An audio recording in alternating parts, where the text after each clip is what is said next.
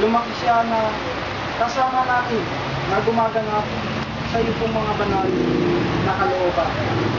Panginoon namin Diyos, sana po ang kanyang pagpapasalamat ay umabot sa iyong banal na luglukan na isang mabangong sanyo. Ganon din po, Panginoon.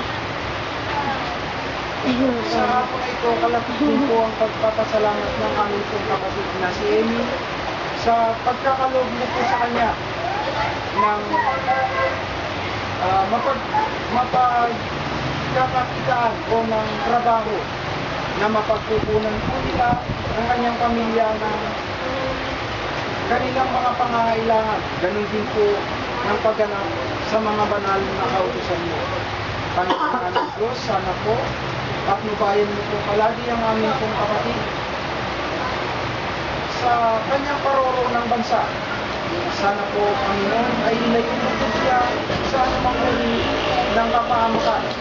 At ganun din, Panginoon, pagkalooban mo siya ng iba yung kalakasan ng kanyang pangangatawan upang sa ganun ay magampanan niya ang kanyang gawain, lalong-lalo na po ang pagganap sa mga banal na kautusan mo.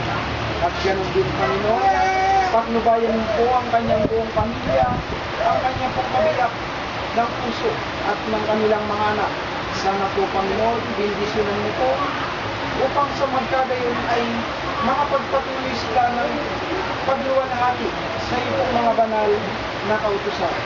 Ganon din, Panginoon, sana po ipagkaloob mo ang iyong pagpapatnubay sa bawat isa sa aming magkakapatid at sa mga kapatid po namin na gumaganap din ng ganitong pagtitipon sa iba't ibang dako. Panginoon namin Diyos, ang lahat ng ito na aming puminiling, sampunang hindi mabigkas ng aming mga labi ay sanang ipagkaloob. Ito, Panginoon, ay hinihiling po namin sa dakilang pangalan ng aming Panginoong Jesucristo. Amen.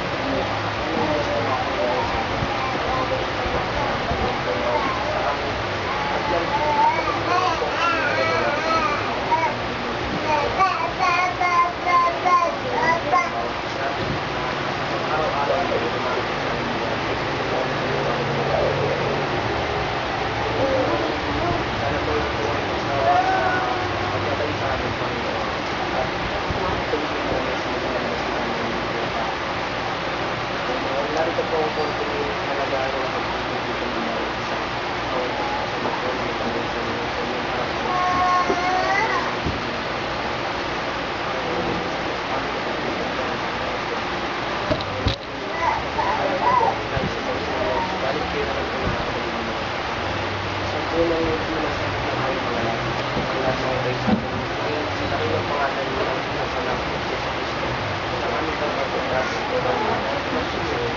Ang amay walhati,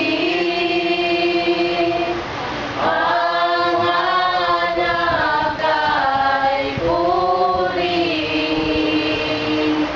nang ipatnubay sa atin. Espiritu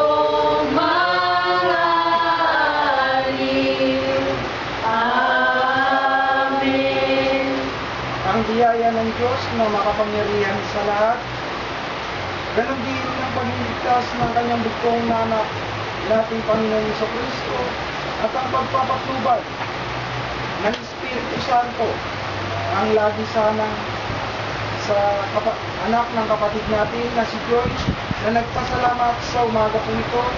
Ganon din ng ating pong kapatid na nagpapasalamat si kapatid na Amy, at ganoon din sa kabiyak ng kanyang puso at sa kanilang mga anak at sa bawat isa sa atin at sa mga kapatid natin na gumaganap din ng ganitong pagtitipon magmula sa hapon na ito hanggang katapusan. Amen. Kaya pansin ng mga kapatid.